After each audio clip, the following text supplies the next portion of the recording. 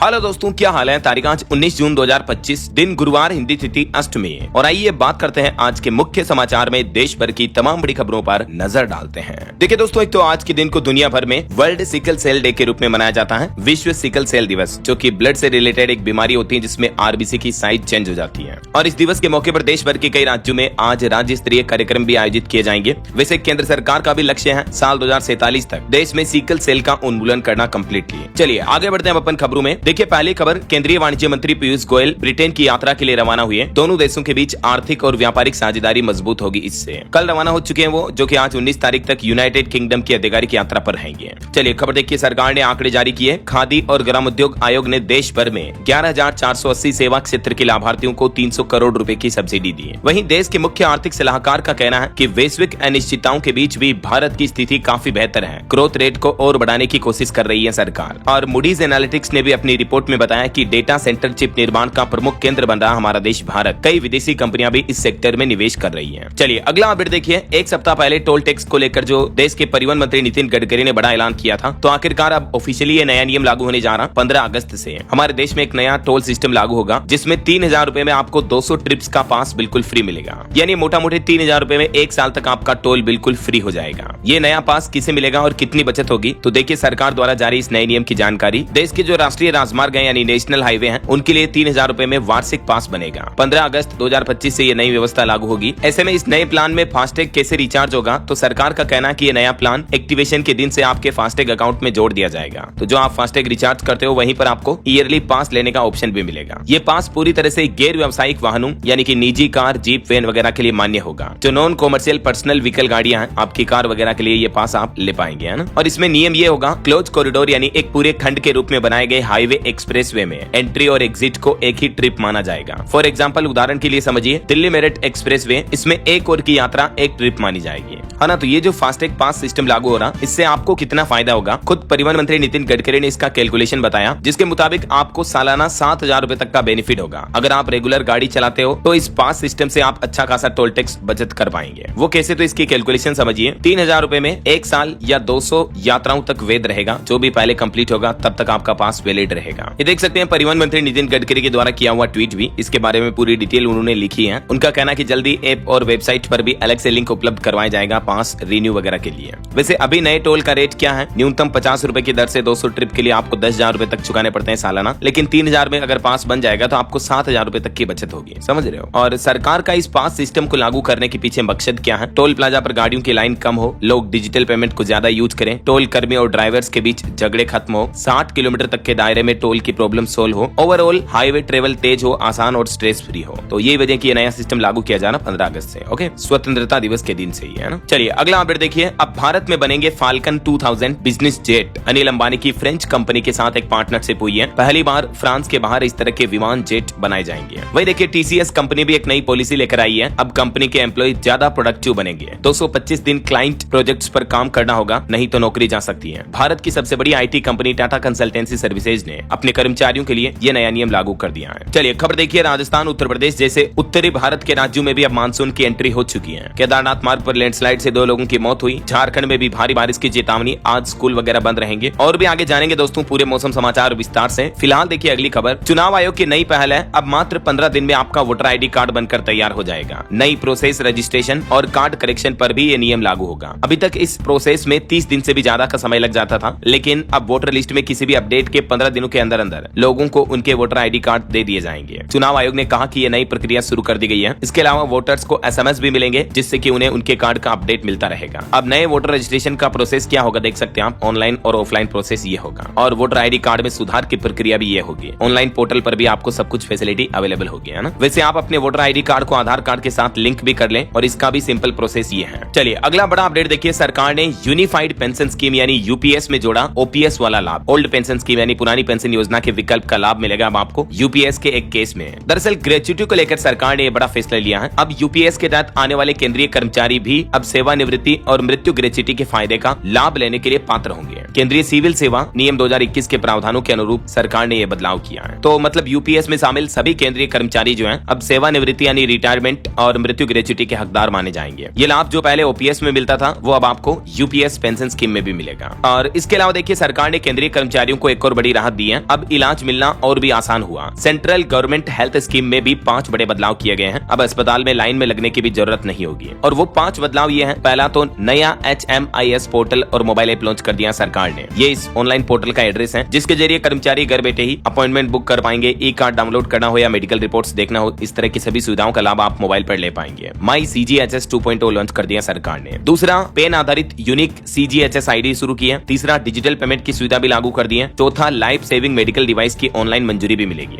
और पांचवा, हर एक स्टेप पर आपको SMS और ईमेल के माध्यम से अलर्ट भी मिलेगा। तो ये सरकारी कर्मचारियों के लिए 5 बड़े बदलाव किए गए हैं सेंट्रल गवर्नमेंट हेल्थ स्कीम में, CGHS में, है ना। चलिए अगला अपडेट देखिए। One nation one time system लागू करने जा रही है सरकार। मतलब अब पूरे देश में भारतीय मानक समय पर ही चलेंगी सभी गाड़ियां। सरकार जल्दी ये नियम लेकर आ रही है। केंद्रीय मंत्री प्रहलाद जोशी ने कहा कि सरकार का ये प्लान है, अब सभी कानूनी, व्यापारिक, डिजिटल और सरकारी कामों में भारतीय मानक समय का उपयोग अनिवार्य होगा और इसके लिए नए नियम जल्द ही लागू किए जाएंगे। इससे डिजिटल लेन देन और ज्यादा सुरक्षित होंगे, समय में एकरूपता आएगी और विदेशी समय स्रोतों पर निर्भरता खत्म होगी। और सरकार का कहना है कि इसके लिए जल्द ही भारतीय मानक समय 2025 अधिनियम भी लागू किया जाएगा। चलिए अगला अपडेट देखिए दोस्तों। अहमदाबाद प्लेन क्रैश में एकमात्र शख्स जो बचे थे, रमेश कुमार विश्वास, उनको अस्पताल से छुट्टी मिल चुकी है और दीव में उनके भाई का भी अंतिम संस्कार किया गया जो उनके साथ ट्रेवल कर रहे थे। इस पूरे हादसे में बचे एकमात्र शख्स जो अभी अस्पताल से डिस्चार्ज किए जा चुके हैं। इनकी सेहत अभी ठीक है। और वैसे प्लेन हादसे से संबंधित कुछ और अपडेट देखिए आप कि अहमदाबाद समेत कई एयरपोर्ट सुरक्षा मानकों पर खरे नहीं है। कई जगहों पर बफर जोन भी नहीं बने हुए हैं। इंफ्रास्ट्रक्चर सेफ्टी को लेकर भी गंभीरता नहीं है। हाल ही में जो गुजरात अहमदाबाद में हादसा हुआ उसके बाद DGCA की तरफ से रिपोर्ट में ये चौंकाने वाला खुलासा सामने आ रहा है। DGCA airport authority of India जो देश में कुल 147 एयरपोर्ट्स का संचालन करता है, जिनमें से कई एयरपोर्ट बुनियादी मानदंडों पर भी खरे नहीं उतर रहे हैं। वहीं देखिए एयर इंडिया विमान हादसे के बाद पंजाब अमृतसर एयरपोर्ट पर भी अलर्ट जारी हुआ। लंदन और दिल्ली की 4 फ्लाइट्स रद्द की गई, यात्रियों को परेशानी हुई है। और बीते दिन एयर इंडिया की 3 और फ्लाइट कैंसिल करनी पड़ी। टोरंटो दुबई वाली उड़ानों से यात्रियों को उतारा गया। बाली जा रहा प्लेन भी दिल्ली लौटा। ज्वालामुखी विस्फोट की खबरें आई थी, उसके बाद यात्रियों की सुरक्षा को देखते हुए ये बड़ा फैसला लिया गया। और दोस्तों एयर इंडिया के बाद इंडिगो की एक फ्लाइट में भी बड़ी तकनीकी खामी देखी गई। इंडिगो फ्लाइट में फंसे पूर्व मुख्यमंत्री मेयर समेत कई पैसेंजर। छत्तीसगढ़ के पूर्व CM भूपेश बघेल बोले कि 40 मिनट तक फ्लाइट का गेट नहीं खुला। दिल्ली से छत्तीसगढ़ की राजधानी रायपुर आई थी ये फ्लाइट, लेकिन बड़ा टेक्निकल फॉल्ट हो गया और फ्लाइट का गेट तकरीबन 40 मिनट तक नहीं खुल पाया। तो अहमदाबाद हादसे के बाद इन सभी घटनाओं को देखकर लगता है कि एयरलाइंस कंपनियों को अभी भी बहुत सुधार करने की जरूरत है, राइट। और एक बड़े ज्वालामुखी विस्फोट पर खबर देखिए दोस्तों। इंडोनेशिया का माउंट लाकी ज्वालामुखी फट चुका है। 10 किलोमीटर ऊपर तक इसकी राख पहुंची। इतना भयंकर विस्फोट हुआ कि 150 किलोमीटर दूर से भी मशरूम जैसा गुब्बारा दिखाई दिया। इस घटना के बाद दुनिया भर की कई फ्लाइट्स रद्द की गई। मैंने आपको बताया था ना, इंडिया की भी एक फ्लाइट कैंसिल करनी पड़ी। इंडोनेशिया के माउंट लेवोटोबी लाकी में मौजूद ये ज्वालामुखी है। एक बार फिर से जोरदार विस्फोट हुआ जिससे धुआं और राख का गुब्बारा ऊपर उड़ गया। ये तस्वीर देख सकते हैं आप, कितनी भयानक तस्वीर है। पूरे आसमान में धुआं छा गया। इस घटना के बाद वहाँ की सरकार ने हाई लेवल वार्निंग जारी की और विस्फोट की गंभीरता को देखते हुए लोगों को सावधान रहने की अपील की है। ज्वालामुखी से 8 किलोमीटर तक के दूर के रेडियस वाले इलाके को खतरनाक क्षेत्र घोषित कर दिया है। चलिए अगला अपडेट देखिए। देश को मिला पहला shallow water craft INS Arnala. इसको नाम महाराष्ट्र के एक किले से दिया गया और ये उथले पानी में भी दुश्मन की पनडुब्बियों का पता लगाकर डीएक्टिवेट करेगा उनको। तो इससे हमारी इंडियन नेवी की ताकत और बढ़ेगी, है ना। चलिए खबर देखिए। नासा के एक्सियोम 4 मिशन को एक बार फिर से टाला गया। अब ये मिशन 22 जून को लॉन्च हो सकता है। पहले 19 जून को शेड्यूल था। इसमें हमारे भारतीय अंतरिक्ष यात्री शुभांशु शुक्ला भी ISS यानी अंतर्राष्ट्रीय स्पेस स्टेशन पर जाने वाले हैं। चलिए खबर आ रही, चंडीगढ़ से लेह तक बन रही है ऑल वेदर रोड। इसका ट्रायल शुरू हो चुका है। बुधवार से रविवार तक गाड़ियों को इस रोड पर चलने की, एंट्री करने की परमिशन दी गई है। चंडीगढ़ से लेह लद्दाख तक जाने के लिए ये तीसरी सड़क बन रही है। 298 किलोमीटर लंबी ये सड़क हर मौसम में चालू रह पाएगी। और नक्सलवाद के खिलाफ कार्रवाई पर बड़ी खबर देखिए। छत्तीसगढ़ और आंध्र प्रदेश की सीमा पर 3 और नक्सलियों के लीडर को ढेर किया गया। इसमें 40 लाख का एक इनामी नक्सली गजरला और 1 करोड़ के इनामी नक्सली चलपति की पत्नी अरुणा भी शामिल है, जिनको जवानों ने मार गिराया। चलिए खबर आ रही है, MIT में पहली बार भारतीय अमेरिकन को प्रोवोस्ट का पद दिया जा रहा। अनंत चंद्र कसन 1 जुलाई से ये पद संभालेंगे। चेन्नई से ये अपनी मां के साथ अमेरिका गए थे और पहली बार है ये जब किसी भारतीय अमेरिकन को ये पद मिला है। वहीं खबर आ रही है, महाराष्ट्र में अब तीसरी भाषा के तौर पर हिंदी भाषा अनिवार्य नहीं होगी, बल्कि अन्य भाषा के लिए 20 से ज्यादा स्टूडेंट होना जरूरी होगा। कम स्टूडेंट की क्लास रही तो ऑनलाइन क्लासेज होगी। आखिरकार हिंदी भाषा के फैसले पर भारी विरोध के बाद महाराष्ट्र सरकार ने अपने फैसले में कुछ बदलाव किए हैं। जो 3 लैंग्वेज फॉर्मूला सरकार लागू करने जा रही थी, जिसमें तीसरी भाषा के तौर पर हिंदी भाषा अनिवार्य थी, उसमें अब कोई भी भारतीय भाषा तीसरा विकल्प के रूप में चुनी जा सकेगी। विवाद के बाद महाराष्ट्र के मुख्यमंत्री देवेंद्र फडणवीस ने आश्वासन दिया। ये 3 लैंग्वेज पॉलिसी क्या है, डिटेल जानकारी आप देख सकते हैं। और खबर है कि आध्यात्मिक गुरु प्रेमानंद जी से मिले पारस छाबड़ा और करण खंडेलवाल। काला जादू और नेगेटिव विचारों पर बात की तो महाराज बोले कि कोई तुम्हें ठगना चाहता है, ऐसी कोई चीजें नहीं होती हैं। वही खबर है, मुंबई में रैपिडो और उबर कैब सर्विस पर धोखाधड़ी का केस लगा। सरकार और RTO से लाइसेंस के वगैरह ट्रांसपोर्ट सर्विस दे रही कंपनियां। अप्रैल में नोटिस दिया गया। चलिए अगली बड़ी खबर देखिए, भारत ने लॉन्च किया ऑपरेशन सिंधु।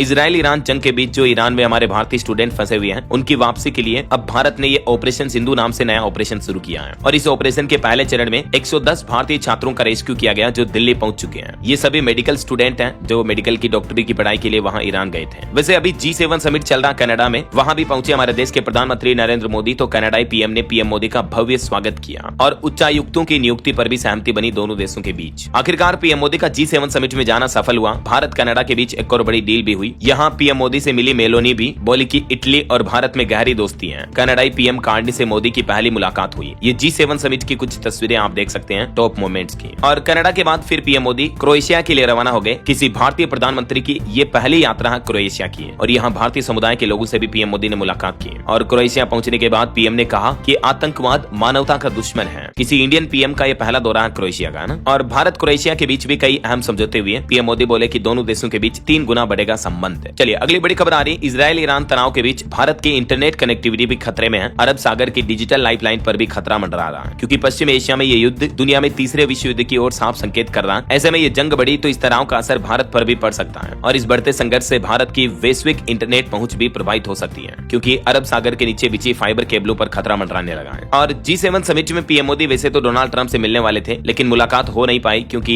पीएम मोदी के कनाडा पहुंचने से पहले ट्रंप वहां से खिसक लिए थे। तो फिर पीएम मोदी ने डोनाल्ड ट्रंप को फोन किया और ऑपरेशन सिंदूर समेत कई अहम मुद्दों पर ट्रंप और मोदी के बीच फोन पर तकरीबन 35 मिनट तक बातचीत हुई। और इस बातचीत में पीएम मोदी ने कहा कि भारत ने ना तो मध्यस्थता स्वीकारी थी और ना ही हम स्वीकारेंगे। जो भारत पाकिस्तान युद्ध के दौरान सीजफायर हुआ वो सिर्फ और सिर्फ पाकिस्तान के कहने पर हुआ क्योंकि भारत की ऑपरेशन सिंदूर की कार्रवाई से पाकिस्तान पूरा फंस गया और आखिरकार घुटने टेकने को मजबूर हो गया। तो पीएम मोदी और डोनाल्ड ट्रंप के बीच जब बातचीत खत्म हो गई उसके बावजूद भी ट्रंप ने एक बार फिर से मीडिया में इस तरह के बयान दिए और कहा कि भारत पाकिस्तान युद्ध मैंने रुकवाया, मुझे पाकिस्तान से प्यार है। जबकि पीएम मोदी ने थोड़ी देर पहले फोन पर बात करते दौरान कहा था कि भारत ने न मध्यस्थता स्वीकारी है ना ही स्वीकारेंगे। बावजूद इसके देखिए डोनाल्ड ट्रंप अपनी हरकतों से बाज नहीं आ रहे हैं। और वैसे आधे घंटे से भी ज्यादा समय तक चली इस फोन पर बातचीत के दौरान पीएम मोदी ने ट्रंप को भारत आने का न्योता भी दिया और ट्रंप ने उस निमंत्रण को स्वीकार भी कर लिया। और भी अगर आप इस पूरी बातचीत की डिटेल जानकारी देखना चाहते हो तो मैंने DLS न्यूज चैनल पर कल शाम को एक सेपरेट वीडियो डाला इस मुद्दे पर, आप इस वीडियो को देख लीजिएगा ना। और इस माहौल के बीच इधर कांग्रेस का विपक्ष का यह कहना है कि पाकिस्तानी आर्मी चीफ आसिफ मुनीर का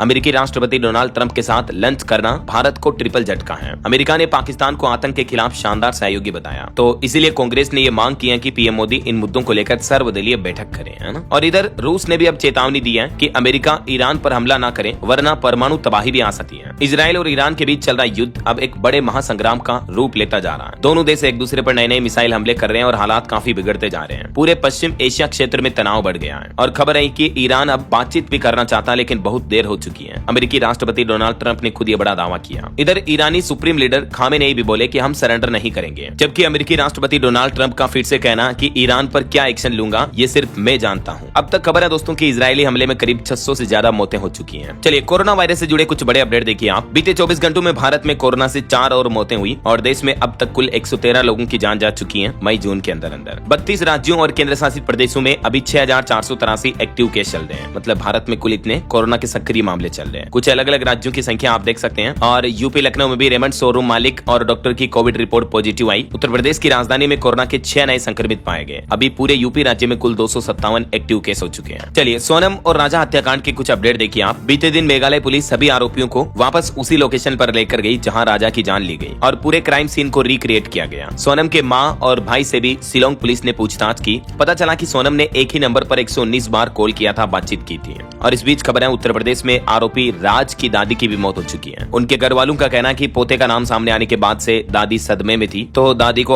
अटैक आ गया और दादी की मौत हो गई। जो राजा रघुवंशी हत्याकांड में मास्टरमाइंड है ना राज कुशवाहा, उसकी दादी की मौत हो चुकी है। अपने पोते को अभी तक भी बेकसूर बताती रही थी दादी तो, लेकिन दादी को क्या पता कि पोता क्या कांड कर रहा है। वहीं दोस्तों राजा हत्याकांड में अब एक और नए शख्स की भी एंट्री हुई। आखिर संजय वर्मा कौन है जिससे भी ढेर सारी बातें करती थी सोनम। अब ये नया शख्स कौन है इसका अभी तक पता नहीं चल पाया है, लेकिन कॉल डिटेल्स में पता चला कि मार्च महीने में सोनम ने संजय से 100 बार से भी ज्यादा बातें की थी। जबकि सोनम के भाई गोविंद का कहना कि वे किसी भी संजय नामक व्यक्ति को नहीं जानते हैं। सोनम और राज के बीच भी बीते 21 दिन में कुल 234 कॉल हुए हैं। मेघालय पुलिस की पूछताछ में सोनम ने बताया कि दोनों के बीच एक घंटे तक बातें होती थी। तो राजा रघुवंशी के मामले में सोनम की कॉल डिटेल से भी कई खुलासे सामने आ रहे हैं। अब शिलोंग पुलिस कुछ नए एंगल से जांच में जुटी है और इस बीच राजा और सोनम की शादी के कुछ नए वीडियो फुटेज भी सामने आए, देख सकते हैं आप। जब ससुराल ससुराल से मायके जाती हुई दिखी। सोनम का ये वीडियो भी सामने आ रहा है जब वो इंदौर में घर से घूंघट में निकली थी। रिश्तेदार मजाक में बोले थे कि देखो राजा रोने लगा। तो ये मामले की तो अभी जांच चल ही रही है। इसी बीच देखिए दोस्तों, राजस्थान राज्य में भी एक और महिला सोनम बन गई। साजिश रचकर प्रेमी से दबवाया पति का गला और पिता को मरते हुए देखता रहा मासूम। 2 लाख रुपए देकर अपने ही पति की हत्या करवाई प्रेमी से। राजस्थान अलवर की यह घटना है और इस महिला का जो छोटा बच्चा है उसका कहना है कि मुझे पापा की बहुत याद आती है, अब मम्मी अच्छी नहीं लगती है क्योंकि उसी ने तो पापा को मरवा दिया। बच्चे ने बयान दिया कि रात में मां ने दरवाजा खोला और बाहर काशी अंकल के साथ 4 और लोग खड़े थे और इन लोगों ने पापा को मार दिया। बच्चे को नींद नहीं आ रही थी लेकिन सोने का नाटक करता रहा बच्चा। ये आरोपी पत्नी और उसके पति का फोटो है, देखिए जरा। पता नहीं आजकल के महिलाओं को क्या हो रहा है, इतनी लंबी शादी के रिश्तों को प्रेमी के चलते खत्म कर देती है। पूरा कलयुगी जमाना आ गया मानो लगता। क्या कहोगे दोस्तों आप इन घटनाओं पर? आपकी क्या राय विचार कमेंट करके बताइएगा। तब तक मैं आपको ले चलता हूँ आज के ताजा मौसम समाचार की तरफ। और हाँ, एक छोटी सी गुजारिश आपसे ये भी है कि अगर आप डीएलएस न्यूज चैनल से अभी तक भी जुड़े नहीं हो तो जुड़ जाइए दोस्तों। चैनल को सब्सक्राइब करके बेल आइकन जरूर दबा दीजिएगा और इस वीडियो पर एक लाइक और शेयर भी कर देना ताकि आपको रोजाना की ताजा खबरें, महत्वपूर्ण मुख्य समाचार, काम के न्यूज अपडेट सबसे पहले आपके मोबाइल पर मिलते रहेंगे। चलिए मौसम समाचार में आगे बढ़ते हैं। देखिए, भारतीय मौसम विज्ञान विभाग की तरफ से देश के 15 राज्यों में भारी बारिश का रेड अलर्ट जारी किया है। अभी मानसून राजस्थान और उत्तर प्रदेश में भी एंट्री कर चुका है। इस बीच राजस्थान के भी 5 शहरों में भारी बारिश की चेतावनी, 22 जिलों में बरसात का येलो अलर्ट जारी हुआ। जयपुर समेत 7 जिलों में तो कल से ही झमाझम बारिश चल रही है। ये कुछ तस्वीरें आप देख सकते हैं, चारों तरफ सड़कों और इलाकों में पानी भरा हुआ है। आज 19 जून को भी आधे से ज्यादा राजस्थान में ऑरेंज और येलो अलर्ट है और कल भी 20 तारीख को राजस्थान में बारिश की गतिविधियां जो है चालू रहेगी। इधर यूपी में देखिए आप, मानसून की एंट्री हुई तो मेरठ में 1 घंटे तक लगातार बारिश बरसती रही। सड़कें तालाब बन गई, भाजपा सांसद के घर में भी पानी भर गया। श्रावस्ती में नेपाली नाले में भी बाढ़ आई। उत्तर प्रदेश में ये मानसून सोनभद्र के रास्ते एंटर हुआ। उसके बाद बनारस में भी तूफान और गरज चमक के साथ बारिश की चेतावनी है। इधर मध्य प्रदेश में भी 3 दिन में ही पूरे एमपी राज्य को मानसून कवर कर चुका है। भोपाल जबलपुर में एंटर हुआ, भिंड में पहुंचना बाकी है। कई जिलों में एमपी में बारिश का अलर्ट है। बिहार का भी अपडेट देखिए आप, पटना, राजगीर, बांका में तेज बारिश हुई। अभी पूरे बिहार में बारिश की चेतावनी है। 21 जिलों में तेज हवा, हेवी रेन चलेगी, यानी भारी बारिश के साथ तेज हवाओं की चेतावनी है। और झारखंड में भी आया मानसून, पूरा राज्य भीगा। समय पर पहुंचा मानसून, इस बार कुछ दिन पहले ही पहुंच चुका है। हरियाणा के भी 6 जिलों में बारिश का अलर्ट है। हिसार, गुरुग्राम में कारें भी डूब गई। आज भी हरियाणा के 17 जिलों में बारिश की चेतावनी है। 2 दिन बाद किसी भी समय हरियाणा में भी मानसून एंट्री कर जाएगा। और पंजाब में भी आज फिर से बारिश की चेतावनी, 7 जिलों में येलो अलर्ट है। 40 किलोमीटर प्रति घंटा की रफ्तार से तेज हवाएं चलेगी। पहाड़ी राज्यों की बात करें तो हिमाचल प्रदेश में भी 2 से 3 दिन में मानसून की एंट्री हो जाएगी। 25 तारीख तक पूरे हिमाचल प्रदेश को कवर कर लेगा मानसून। 21 से 23 जून तक भारी बारिश का भी अलर्ट है। और भी दोस्तों अगले 24 घंटों के दौरान मौसम की संभावित गतिविधियां क्या रह सकती हैं, जिसकी जानकारी आप देख सकते हैं स्क्रीन पर। देश के ज्यादातर राज्यों में बारिश की गतिविधियां जो है चालू रहेगी, है ना। ओके, और चलिए मौसम के बाद अब अपन आज के सराफा बाजार पर नजर डाल लेते हैं। तो देखिए दोस्तों, फिर से 1 लाख के करीब पहुंचा सोना और चांदी ने भी नया ऑल टाइम हाई रिकॉर्ड बना दिया। चांदी का भाव नए रिकॉर्ड पर पहुंच गया 1,10,000 रुपए प्रति किलो पर। एक ही दिन में और 450 रुपए महंगी हुई चांदी, जबकि सोना मामूली 129 रुपए सस्ता हुआ। वैसे सोने का दाम भी इस साल अब तक 30% चढ़ चुका है और अभी गोल्ड का प्राइस 99,018 रुपए प्रति 10 ग्राम पर चल रहा है। और भी अलग अलग कैरेट के हिसाब से ये सोने की कीमतें आप देख सकते हैं टेबल में। ओके, और चलिए दोस्तों कुछ मार्केट अपडेट्स पर नजर डाल लेते हैं। तो देखिए दोस्तों, बीते दिन शेयर बाजार में सेंसेक्स 139 अंक गिरकर 81,445 पर बंद हुआ। निफ्टी भी 41 अंक नीचे आया। और निवेशकों के लिए खबर है, गहने बनाने वाली कंपनी का आईपीओ 23 जून को खुलेगा। एजेसी ज्वेलर्स के आईपीओ में आप निवेश कर पाएंगे। और एक और आईपीओ आ रहा है, एरिस इंफ्रा सॉल्यूशंस का आईपीओ भी ओपन हो चुका ऑलरेडी। इसमें निवेशक 20 जून तक बिडिंग कर पाएंगे। मिनिमम इन्वेस्टमेंट 14,874 का रहेगा। चलिए बड़ी खबर देखिए, मार्केट एक्सपर्ट संजीव भसीन को शेयर बाजार से बैन कर दिया सेबी ने, क्योंकि ये टीवी पर सलाह देने से पहले खुद स्टॉक खरीद लेते थे। तो स्टॉक मैनिपुलेशन का इन पर आरोप लगा। जांच में फंसे तो फिर ज्योतिषी भी बन गए हैं। वैसे मार्केट रेगुलेटर सेबी ने बॉन्ड में निवेश करने और एफपीआई समेत कई सारे नए नियम भी लागू किए हैं। आगे मैं आपको बताऊंगा इनकी पूरी डिटेल।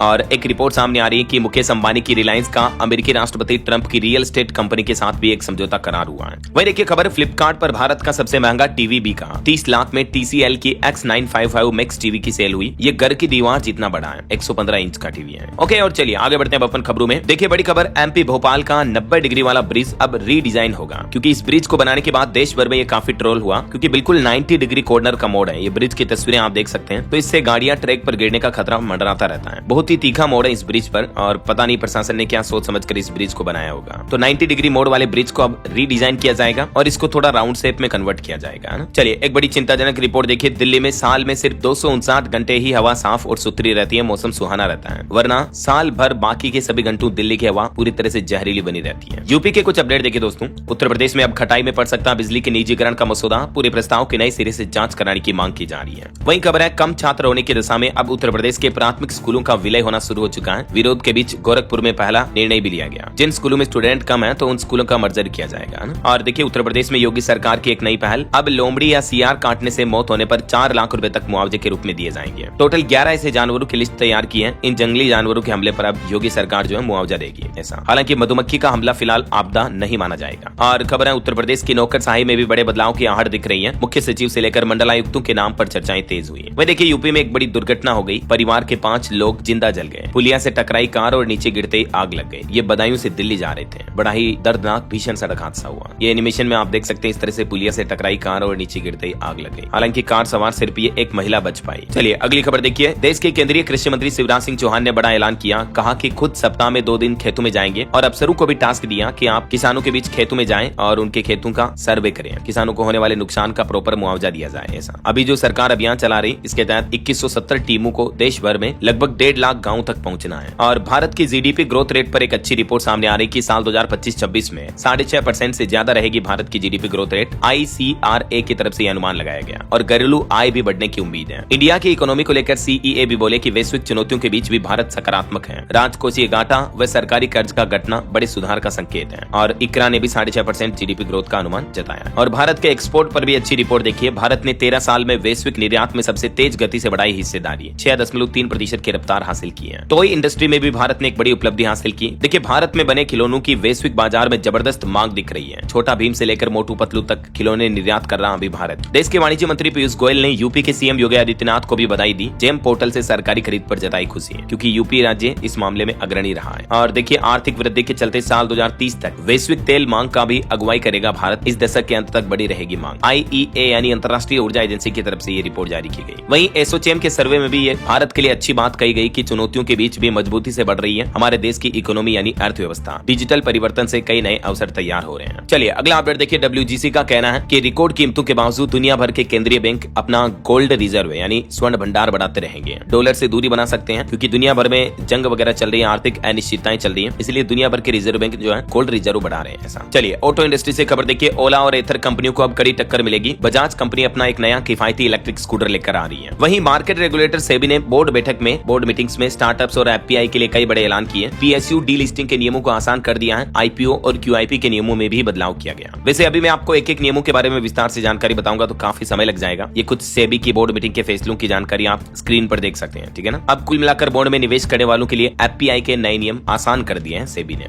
इसके अलावा सेबी एक बड़ा प्रस्ताव भी लेकर आया है। KYC एजेंसियों को मिलेगी मान्यता जिससे निवेशकों को लाभ मिलेगा। कुल सेबी ने 15 बड़े फैसले लिए हैं। स्टार्टअप IPO से लेकर एंजल फंड्स और सेटलमेंट स्कीम से लेकर F&O यानी future and options contract trading को लेकर भी सेबी ने नियमों में बदलाव किए हैं। तो ये थोड़ी विस्तार से जानकारी आप देख लीजिएगा, गूगल करके देख लेना और भी, ठीक है। चलिए अगला अपडेट चाह रहा हूं। देश की वित्त मंत्री निर्मला सीतारमण का कहना है कि भविष्य में फाइनेंस फिजिटल होगा। फिजिटल का मतलब है फिजिकल और डिजिटल, मतलब बैंकिंग और पेमेंट सिस्टम का हाइब्रिड मॉडल देखने को मिलेगा ऐसा। और खबर आ रही दोस्तों, मुंबई का कामाठीपुरा अब बनेगा नया शहर। जमीन के बदले 4 फ्लैट देगी सरकार। 8000 परिवारों को सीधा फायदा होगा। वहीं NFHS यानी नेशनल फैमिली हेल्थ सर्वे की रिपोर्ट बताती है कि हमारे देश में कम वजनी 47% बच्चे जो हैं वो यूपी बिहार समेत 4 राज्यों में जन्म लेते हैं। बंगाल और महाराष्ट्र में भी हालांकि स्थितियां काफी गंभीर हैं। ताजा अध्ययन में अमेरिका की यूनिवर्सिटी ने भी स्टडी की है जिसमें पाया कि भारत में कम वजन वाले बच्चों के जन्म में 8% तक की गिरावट आई है, जो कि अच्छी बात है। लेकिन बावजूद इसके कुछ ऐसे राज्य हैं पर्टिकुलर जहां कम जन्म वजन वाले बच्चे पैदा हो रहे हैं, मतलब उन राज्यों में अभी भी पौष्टिक क्षमताओं की कमी है, राइट।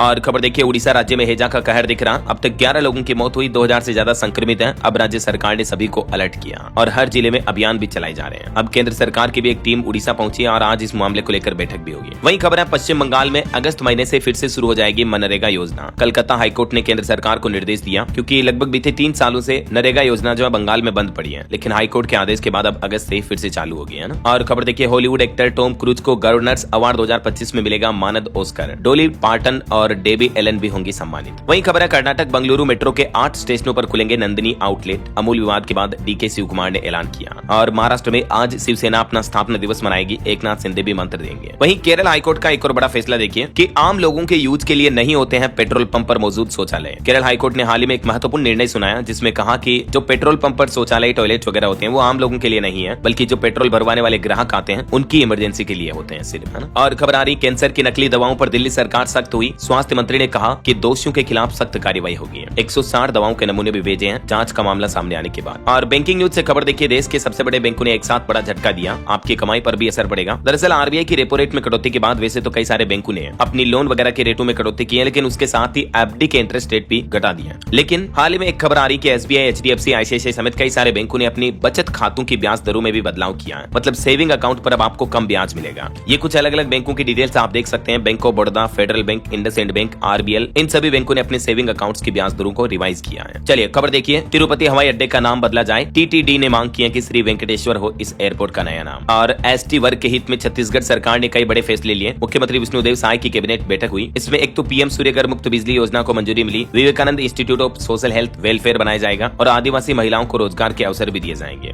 ये छत्तीसगढ़ गवर्नमेंट की कैबिनेट फैसलों की विस्तृत जानकारी भी आप देख सकते हैं। चलिए खबर देखिए, बिहार में भी बिजली क्रांति आने वाली है। अब शहर से लेकर गांव तक 22 से 24 घंटे पावर सप्लाई अवेलेबल रहेगी। पिछले 20 सालों में बिहार में ऊर्जा खपत 12 गुना तक बढ़ी है और अब नीतीश सरकार का प्लान है राज्य में बिजली सप्लाई को बढ़ावा दिया जाएगा, जिससे कि ग्रामीण क्षेत्रों में भी 22 से 24 घंटे बिजली अवेलेबल हो पाएगी, है ना। चलिए अगला अपडेट देखिए, 12वीं पास छात्रों को मिलेगा IT सेक्टर में करियर बनाने का मौका। झारखंड सरकार और HCL टेक कंपनी के बीच एक साझेदारी हुई है। इसके साथ ही झारखंड के मुख्यमंत्री ने गुरुजी क्रेडिट कार्ड योजना भी शुरू की है, जिसके तहत छात्रों को बिना किसी गारंटी के 15 लाख रुपए तक का एजुकेशन लोन भी मिल पाएगा और बच्चों को अब टेक एजुकेशन बेहतर मिल पाएगी HCL टेक कंपनी की साझेदारी से, है ना। और साहित्य अकादमी पुरस्कार पर अपडेट आ रहा कि हिंदी में पार्वती तिर्की और सुशील शुक्ल को सम्मानित किया जाएगा। डोगरी युवा पुरस्कार की घोषणा होना अभी बाकी है। साहित्य अकादमी ने 23 युवा और 24 बाल साहित्यकारों को 2025 पुरस्कारों के लिए चुना है। इन्हें 50,000 रुपए तक का पुरस्कार तोहफा भी मिलेगा। वहीं खबर आ रही, दिल्ली मेट्रो में मेट्रो पिलर व स्टेशनों पर जो अवैध पोस्टर और बैनर लगे हुए हैं उन्हें हटाने की मुहिम शुरू कर दी है। 53 लोगों के खिलाफ FIR भी दर्ज हुई है। और दिल्ली में सरकारी अस्पतालों में क्रिटिकल केयर ब्लॉक स्थापित करने के भी निर्देश दिए। जल्द होगी मॉडल हेल्थ लैब की स्थापना भी है। दिल्ली की सभी सरकारी अस्पतालों में अब इन नई सुविधाओं का लाभ आम लोगों को मिल पाएगा। चलिए खबर आ रही, उत्तराखंड में देखिए, मंत्रिमंडल की बैठक हुई। सहकारिता से लेकर बद्रीनाथ मास्टर प्लान तक कई महत्वपूर्ण फैसले लिए गए। मुख्यमंत्री पुष्कर सिंह धामी सरकार की इस कैबिनेट बैठक में इन अहम मुद्दों पर सहमति बनी। देख सकते हैं आप ज्यादा जानकारी।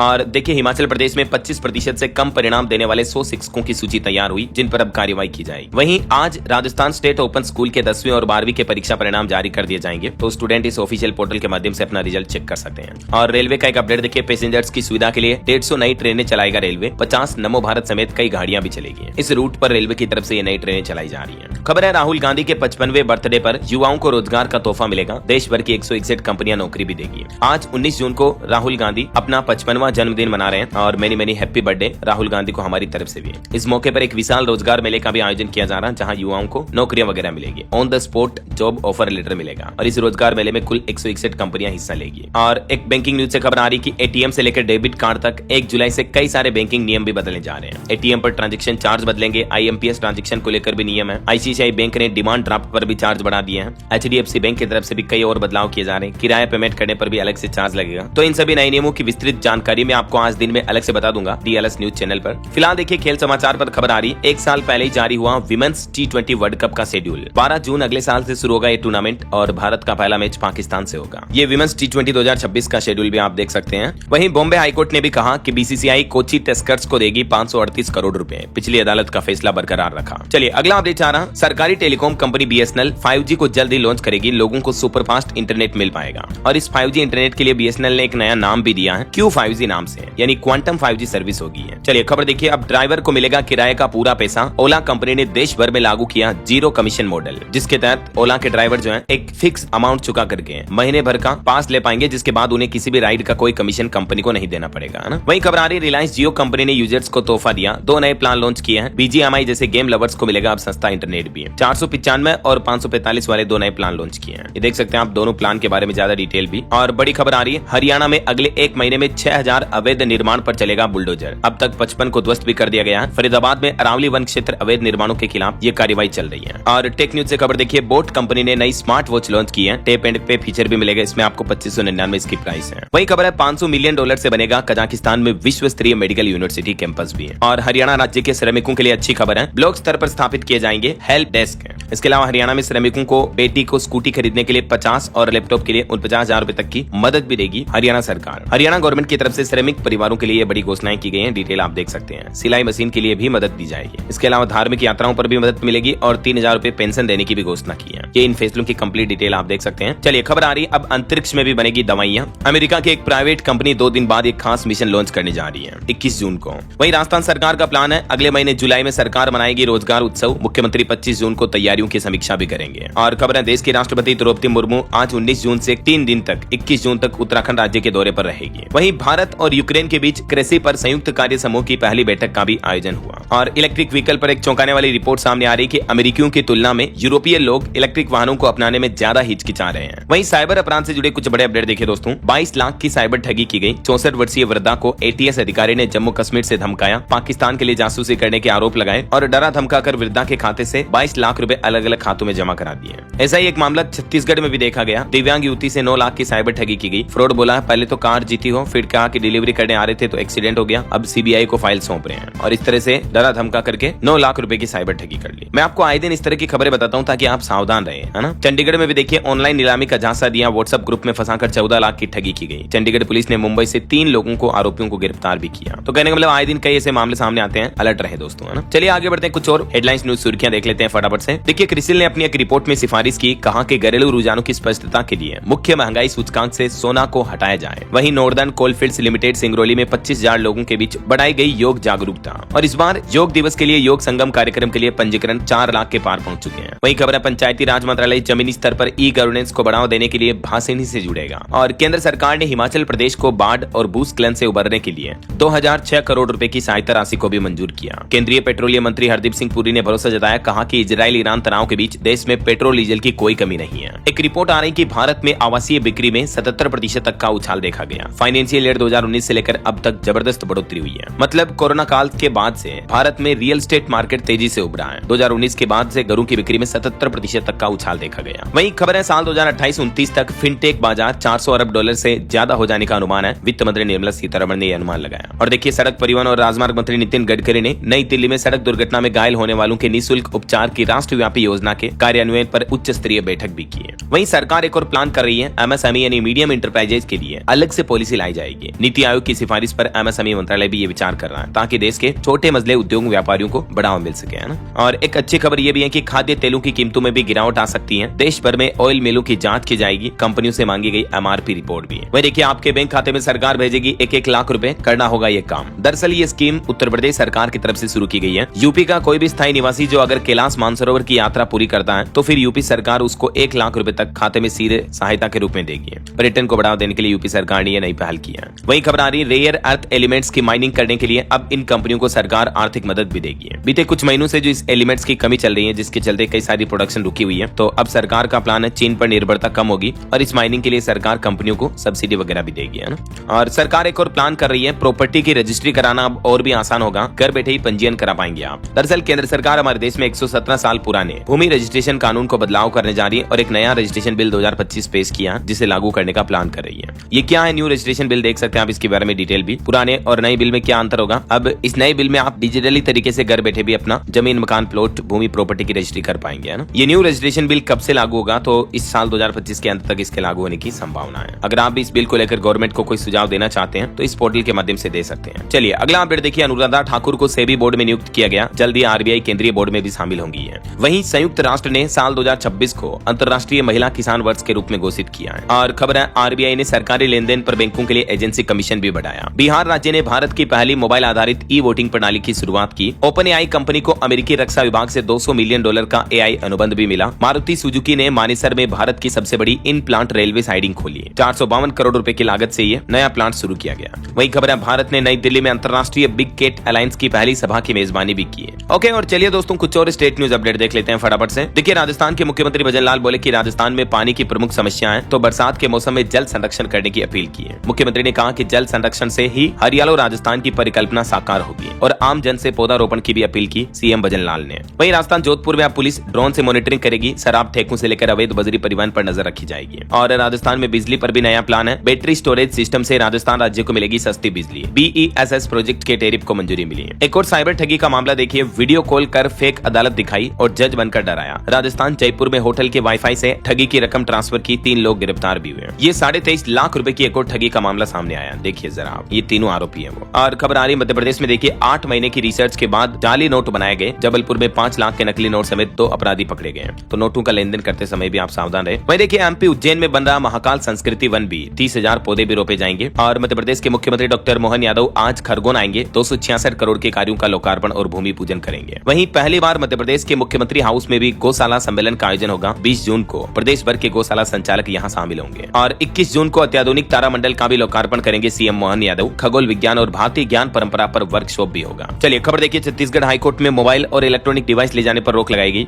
वहीं छत्तीसगढ़ में शहीद के परिवार को हर विभाग में मिल सकेगी नियुक्ति। सोलर पैनल लगाने पर भी 30,000 रुपए तक की सब्सिडी दी जाएगी। ये छत्तीसगढ़ के सीएम विष्णुदेव साय की कैबिनेट बैठक के कुछ और बड़े फैसलों की जानकारी आप देख सकते हैं। और इससे पिछले वाली कैबिनेट बैठक में भी 9 अहम फैसले लिए गए, मैंने आपको बताया था। वही देखिए, छत्तीसगढ़ में महादेव ऐप के कारोबार में छत्तीसगढ़ के कुछ और लड़कों को बैन किया गया। प्रदेश के अकाउंट्स भी इस्तेमाल नहीं कर रहे सरगना, हेडक्वार्टर श्रीलंका शिफ्ट किया। और देखिए, उत्तर प्रदेश में मिली मंजूरी, गोरखपुर में सस्ते आवास का आवंटन होगा शुरू। यूपी लखनऊ में एमएसएमई योजनाओं पर भी विशेष सम्मेलन का आयोजन हुआ। और अनुप्रिया पटेल का कहना कि अब तक 77 करोड़ देशवासियों का आयुष्मान भारत स्वास्थ्य खाता या आभा पहचान पत्र बन चुका है। वहीं कोयला मंत्रालय की ओर से आज वाणिज्य कोयला ब्लॉकों की नीलामी के तहत 6 भूमिगत कोयला ब्लॉकों के लिए बोलियां भी खोली गई। और खबर है, फिल्म निर्माता सुरेश एरियात की एनिमेशन फिल्म देसे उनके लिए जूरी सम्मान मिला। वह देखिए, बिहार में मैथिली साहित्य बनारस आ हमको भी मिला राष्ट्रीय सम्मान। और रेलवे से एक और खबर है कि टाटा हटिया एक्सप्रेस 30 जून तक 10 दिन रद्द रहेगी। वही देखिए, झारखंड में 19 जून को आज सभी स्कूल बंद रहेंगे। कई जिलों में रांची वगैरह और बोकारो में भी भारी बारिश की चेतावनी के चलते हैं। और देखिए, हरियाणा गुरुग्राम में नई एयरपोर्ट टनल का 24 घंटे ट्रायल शुरू हुआ। गुरुग्राम से आईजीआई तक सफर अब इस टनल से 30 मिनट कम होगा। 1 जुलाई से ये कम्प्लीटली खुल जाएगी, अभी ट्रायल के लिए खोली गई है। और देखिए, हरियाणा में कुरुक्षेत्र के चौराहों के नाम महाभारत की थीम पर होंगे। इलेक्ट्रिक व्हीकल बसों से कराई जाएगी 48 कोस परिक्रमा भी। हरियाणा के मुख्यमंत्री नायब सिंह सैनी की कैबिनेट बैठक में ये निर्देश दिए गए। वहीं पंजाब में ऑनलाइन सर्विस में देरी करने पर अब एक्शन लिया जाएगा। और पंजाब में पीआरटीसी पनबस मुलाजिमों की 3 दिन की हड़ताल भी रहेगी। मांगे न पूरी होने की वजह से कर्मचारी नाराज हैं। उत्तराखंड सरकार की कैबिनेट बैठक हुई। बद्रीनाथ धाम में आईएसबीटी की दीवारों पर धार्मिक और सांस्कृतिक चित्रण कराया जाएगा। चलिए कुछ एजुकेशनल अपडेट्स देखिए दोस्तों। एक तो 5 ऐसी नौकरियां हैं जिनकी लास्ट डेट 25 जून ही है। 7,000 से ज्यादा वैकेंसी है, तो उनके लिए आप चाहें तो आवेदन कर सकते हैं। एक तो सेंट्रल बैंक ऑफ इंडिया में भर्ती 4,500 पदों पर निकली हुई है, 23 जून तक आवेदन कर सकते हैं। बिहार पंचायती राज विभाग में 942 पदों पर वैकेंसी है, 25 जून लास्ट डेट है। सीड 1 में भी 848 पदों पर भर्ती निकली हुई है, 20 जून इसकी लास्ट डेट है। और इंडियन कोस्ट गार्ड में भर्ती निकली हुई है, 630 पदों पर इसकी लास्ट डेट 25 जून है। और उत्तर प्रदेश शिक्षा सेवा चयन आयोग में भी 107 पदों पर वैकेंसी है, इसकी भी लास्ट डेट 21 जून है, ठीक है ना। इसके अलावा रेलवे में 6180 पदों पर भी भर्ती का नोटिफिकेशन जारी हुआ। इसमें 28 जून से आवेदन शुरू होंगे। 10वीं पास से लेकर ग्रेजुएट्स तक के लिए मौका है और इसकी लास्ट डेट रहेगी 28 जुलाई, ठीक है। ये रेलवे की तरफ से जारी एडवर्टाइजमेंट भी आप देख सकते हैं। और झारखंड में भी 1373 पदों पर भर्ती के लिए आज से आवेदन शुरू हो चुके हैं। सेकेंडरी टीचर की ये भर्ती है, 17 जुलाई इसकी लास्ट डेट रहेगी। ओके, और अंत में मैं आपको आज की लाइफ की एक सीख बता देता हूँ। देखिए, द्वारका लौट रहे श्री कृष्ण ने युधिष्ठिर को सीख दी थी कि सफलता के साथ ही नई जिम्मेदारियां और परेशानियां भी आती हैं, इसलिए हमेशा सतर्क रहें, उनके लिए भी तैयार रहें। और चलिए अंत में आज की राशिफल पर नजर डाल लेते हैं दोस्तों। देखिए, वृष राशि वालों की आर्थिक स्थिति बेहतर होगी और कुंभ राशि वालों की सेहत में भी सुधार होगा। मीन राशि वालों का आत्मविश्वास बढ़ेगा। और भी कुछ अलग अलग राशियों का राशिफल आप देख सकते हैं स्क्रीन पर। और हाँ दोस्तों, आप मुझे कमेंट करके बताइए कि संयुक्त राष्ट्र ने किस साल को अंतर्राष्ट्रीय महिला किसान वर्ष के रूप में घोषित किया है। कमेंट करके लिखिए। सही जवाब देने वाले लोगों को रैंडमली सेलेक्ट होने पर डीएलएस न्यूज टीम की तरफ से एक शानदार सरप्राइज गिफ्ट जीतने का मौका मिलेगा। और इसी के साथ ही अगर आपको वीडियो अच्छा लगा तो इसे लाइक करना, शेयर भी करना। डीएलएस न्यूज चैनल को सब्सक्राइब करके बेल आइकन जरूर दबा देना, रोजाना ऐसी इन्फॉर्मेटिव जानकारियां, महत्वपूर्ण समाचार देखते रहने के लिए। ओके, ख्याल रखिएगा अपने आप का, अपने परिवार का। मिलेंगे अगले नेक्स्ट अपडेट में, तब तक के लिए जय हिंद, जय भारत, वंदे मातरम।